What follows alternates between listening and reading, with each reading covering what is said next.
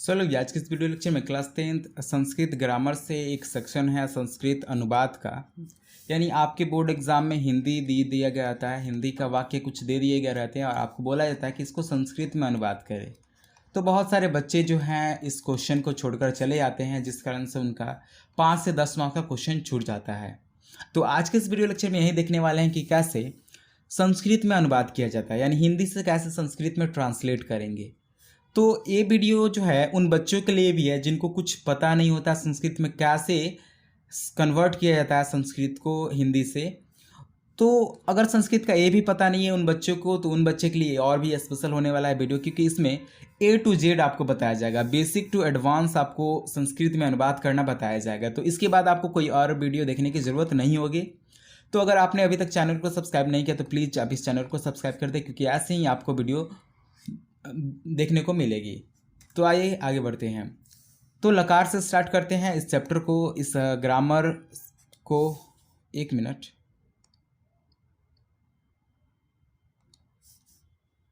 हाँ, तो आप यहाँ पे लकार देख रहे होंगे। लकार होता क्या है पहले ये आप जान लें। तो जैसे अगर आपने संस्कृत में पढ़ा होगा, सॉरी इंग्लिश में पढ़ा होगा टेंस, और हिंदी में पढ़ा होगा काल, उसी को संस्कृत में बोला जाता है लकार। उसी को संस्कृत में लकार बोला जाता है। और लकार संस्कृत में 5 टाइप्स के होते हैं। लट लकार जिसको वर्तमान काल बोला जाता है, लिट लकार जिसको भविष्य काल बोला जाता है, और लंग लकार जिसको भूतकाल बोला जाता है, और लोट लकार क्या होता है? तो वैसे वाक्य जिसमें आज्ञा, अनुमति, प्रशंसा या प्रार्थना की पता चलता हो उसको हम लोग लोट लकार बोलेंगे। मान लीजिए कोई ऐसा वाक्य है जिसमें अनुमति लेने की बात की गई हो या प्रशंसा करने की बात की गई हो, वो सभी वाक्य जो है ना वो लोट लकार से लिए गए होंगे। उसी प्रकार विधि लिंग लकार क्या होता है? जिसमें विधि का पता चलता है और उसका अर्थ चाहिए के रूप में होता है। जैसे आपको यह काम करना चाहिए, इसमें चाहिए शब्द आ रहा है, तो इसका मतलब ये जो वाक्य है विधि लिंग लकार से लिया गया है। तो आइए आगे बढ़ते हैं।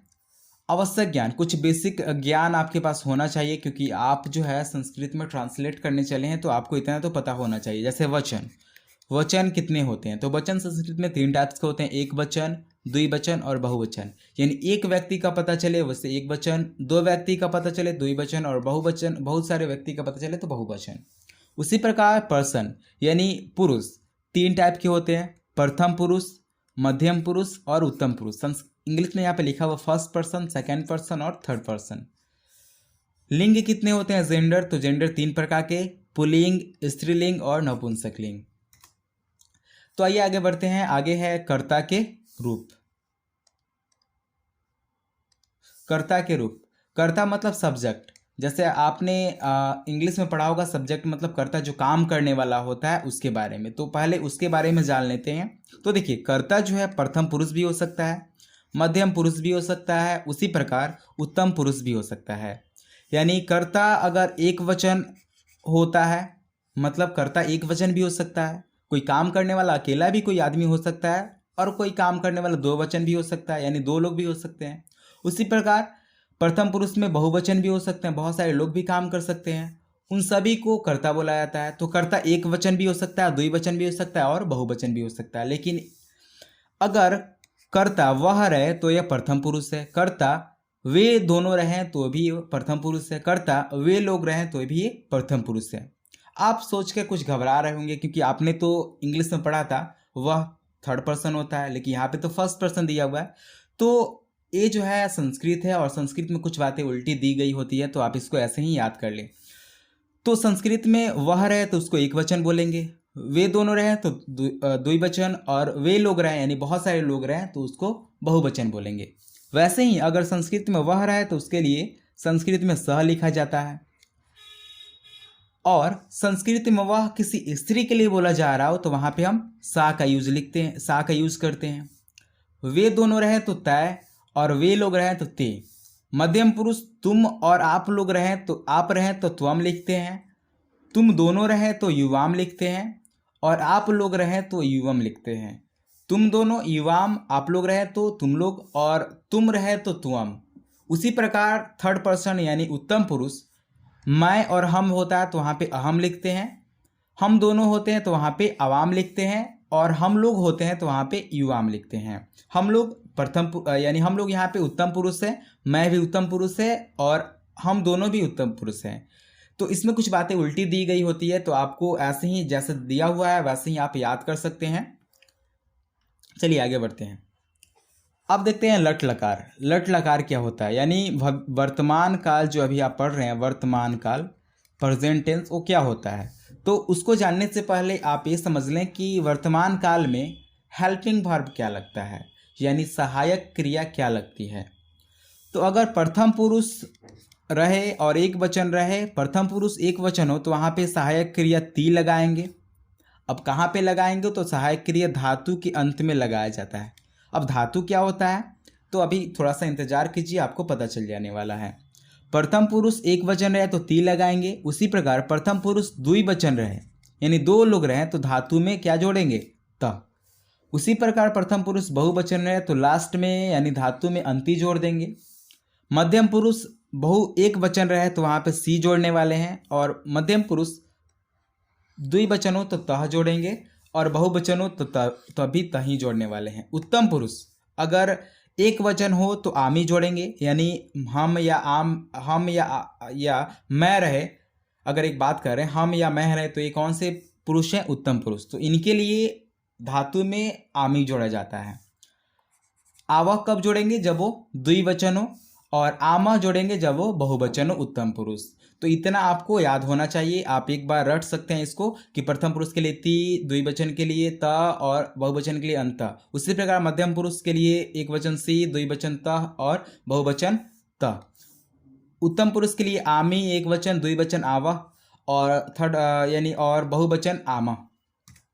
चलिए पहचान क्या है, यानी लट लकार हम बनाने चले हैं, लट लकार, तो इसका पहचान भी तो होना चाहिए ना। लट लकार कैसे पहचानेंगे कि हम लट लकार को पढ़ रहे हैं, तो यहाँ पे आप देखिए धातु के साथ अगर ता है जुड़ा हो, ते है जुड़ा हो और ती है जुड़ा हो, तो मतलब आप समझ जाएंगे कि यह लट लकार का ही वाक्य दिया हुआ है। अब आप सोचेंगे धातु मतलब क्या, तो क्रिया। धातु मतलब होता है क्रिया, यानी वर्ब। धातु मतलब वर्ब। जैसे अगर बात करें मैं पढ़ाता हूँ, तो आप यहाँ पे देखेंगे ये जो पढ़ाना है ना, यह धातु हुआ, ये पढ़ाना धातु हुआ, और इस धातु के अंत में देखिए ता जुड़ा हुआ है, ता है, तो इसका मतलब ये कौन सा वाक्य है, तो लट लकार का ही वाक्य है। ये लट लकार का वाक्य, क्योंकि धातु के अंत में ता है जुड़ा हुआ, और धातु मतलब क्रिया। धातु मतलब क्रिया, याद रखेंगे, धातु मतलब क्रिया होता है और क्रिया के अंत में ता जुड़ा हुआ है, तो इसका मतलब ये लट लकार का है। कुछ यहाँ पे शब्द दिए गए हैं, जैसे पढ़ाना का पठ बोलते हैं, जाना का गच बोलते हैं, दौड़ना का धाव बोलते हैं, और खेलना का क्रीड बोलते हैं, खाना का खाद बोलते हैं, और घर का गृह बोलते हैं। चलिए फाइनली अब हम लोग आ गए हैं उस लेवल पे जिस पे हम लोग कुछ क्वेश्चन को करेंगे और उसको संस्कृत में ट्रांसलेट करेंगे, अनुवाद करेंगे। तो यहाँ पे लिखा हुआ है मोहन दौड़ता है, तो मोहन के लिए मोहन ही लिखते हैं। उसके बाद मोहन दौड़ता है, आप मोहन को देखिए, मोहन जो है कौन सा पर्सन है, मोहन कौन सा प्रथम है, तो यहाँ पे देखिए मोहन नाम, और नाम जब भी रहे तो एक वचन होता है, यानी अगर नाम एक आदमी का रहे तो एक वचन और वो प्रथम पुरुष होता है, तो नाम जैसे वैसे ही लिख देंगे। अच्छा, एक वचन प्रथम पुरुष के लिए धातु के अंत में क्या लगाते हैं, ती लगाते हैं। तो यहाँ पे देखिए दौड़ना का संस्कृत क्या होता है, धाव। दौड़ना का संस्कृत धाव, यहाँ पे आप देख सकते हैं दौड़ना, यहाँ पे देखिए दौड़ना का संस्कृत धाव होता है यहाँ पे, तो इसलिए धाव लिख दिया गया है, मोहन धाव, और लास्ट में यहाँ पे ती लगा दिया गया है। ती क्यों, क्योंकि आप यहाँ पे देखें अगर प्रथम पुरुष होता है और एक वचन होता है तो धातु के अंत में क्या लगता है, वर्ब यानी सहायक क्रिया क्या लगता है, ती लग जाता है। उसी प्रकार तुम खेलते हो को क्या लगाएंगे, यहाँ पे देखिए तुम का संस्कृत होता है त्वम, खेलना का क्या होता है क्रीड, और लास्ट में सी लगा दिया गया है। सी क्यों लगाया गया है, तो आप यहाँ पे देखिए त्वम कौन सा पुरुष है, त्वम यहाँ पे देखिए त्वम जो है यह मध्यम पुरुष है, और मध्यम पुरुष त्वम है और एक वचन है, तो यहाँ पे देखिए मध्यम पुरुष एक वचन, तो उसके लिए लगाएंगे सी, उसके लिए लगाएंगे लास्ट में सी, तो यहाँ पे क्रीड सी।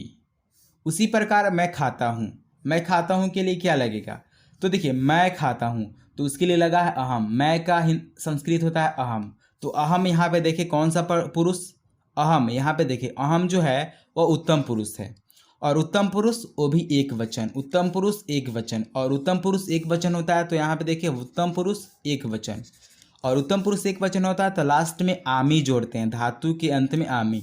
तो ये है खादा, धातु है और लास्ट में मी जोड़ दिए, तो अहम खदामी। तो ये संस्कृत हो गया मैं खाता हूँ। उसी प्रकार वह पढ़ता है, इसका संस्कृत क्या होगा, तो वह का संस्कृत होता है स। स क्यों, क्योंकि वह जो है कोई लड़का है और लड़का के लिए पुल्लिंग के लिए स ही लिखते हैं, तो वह के लिए स लिखा गया है। पढ़ना का संस्कृत क्या होता है, पठ होता है। यहाँ पे आप देख सकते हैं पढ़ना का संस्कृत पठ होता है। यहाँ पे पढ़ना का संस्कृत पठ, यहाँ पे देख सकते हैं पढ़ना का संस्कृत पठ, तो यहाँ पे पठ लिख दिया गया है। तो सह पठ, लास्ट में ती जोड़ दिया गया। ती क्यों जोड़ा गया है, तो यहाँ पे देखें सह, वह कौन सा पुरुष, वह जो है प्रथम पुरुष और एक वचन। प्रथम पुरुष एक वचन होता है तो लास्ट में ती लगाते हैं, प्रथम पुरुष एक वचन। यहाँ पे ध्यान दें प्रथम पुरुष एक वचन, और प्रथम पुरुष एक वचन के लिए लास्ट में ती लगाते हैं, तो इसलिए सह पठते। मतलब कुछ नहीं करना है, जैसे जो दिया हुआ है उसका संस्कृति लिख देना है, और धातु के अंत में जो है ना वो वर्ब सहायक क्रिया एक वचन पुरुष को देखना है और वचन को देखना है, इसके अकॉर्डिंग आपको वहाँ पे लिख देना है। जैसे अगर पांचवा एग्जाम्पल को सॉल्व करें तो यहाँ पे लिखा हुआ है हम दोनों। अच्छा, हम दोनों का संस्कृत क्या होता है, यहाँ पे खोजने की कोशिश करें। हम दोनों, देखिए हम दोनों का संस्कृत होता है आवाम, तो आवाम लिख दिया गया है। अच्छा, आगे क्या होगा, हम दोनों का संस्कृत आवाम तो आवाम। अच्छा, उसके बाद क्या है, वहाँ का संस्कृत होता है तत्र, वहाँ का संस्कृत तत्र। जाते हैं, जाते का संस्कृत होता है गच्छ, जाना का संस्कृत होता है गच्छ, और लास्ट में आवह जोड़ दिया गया है। क्यों जोड़ा गया है, क्योंकि उत्तम पुरुष है, हम दोनों उत्तम पुरुष है और वो दो ही वचन है, तो उत्तम पुरुष यहाँ पे देखें, उत्तम पुरुष और द्विवचन के लिए क्या लगाते हैं, आवह लगाते हैं। उत्तम पुरुष द्विवचन के लिए क्रिया के अंत में, धातु के अंत में आवह लगाते हैं, तो इसलिए लगा है आवह। अवाम तत्र गच्छावः। उसी प्रकार यहाँ पे 6 नंबर का एग्जाम्पल है, वे लोग घर जाते हैं, वे लोग घर जाते हैं। अब वे लोग का संस्कृत क्या होता है, यहाँ पे देखिए वे लोग देखिए वे लोग जो है बहुवचन है, और यहाँ पे ढूंढने की कोशिश करें वे लोग प्रथम पुरुष है, वे लोग प्रथम पुरुष बहुवचन। यहाँ पे देखें वे लोग प्रथम पुरुष, वे लोग जो है प्रथम पुरुष हैं और ये बहुवचन है, प्रथम पुरुष बहुवचन, तो क्या लगाएंगे, अंति लगाएंगे लास्ट में। तो क्या होगा, वे का संस्कृत होता है ते, घर का संस्कृत होता है गृह, और जाना का संस्कृत होता है गच्छ। ते गृह गच्छ, और लास्ट में अंति जोड़ देना है। और अंति क्यों जोड़ना है, क्योंकि यहाँ पे दिया हुआ है प्रथम पुरुष बहुवचन, और प्रथम पुरुष बहुवचन होता है तो सहायक क्रिया धातु के अंत में अंति लगा देते हैं। फिर से आप समझे, ते क्यों जोड़े, तो वे लोग का संस्कृत होता है ते, घर का संस्कृत होता है गृह, और जाना का संस्कृत होता है गच्छ, और लास्ट में अंति लगा है इसलिए क्योंकि यह प्रथम पुरुष है और बहुवचन है। तो आई होप इतना तो आपको समझ में आ गया होगा। अगर समझ में आ गया तो प्लीज़ वीडियो को लाइक करें, कमेंट करें, और ऐसे ही वीडियो अगर आप चाहते हैं तो प्लीज़ इस चैनल को सब्सक्राइब कर लें। तो वीडियो देखने के लिए आपको धन्यवाद।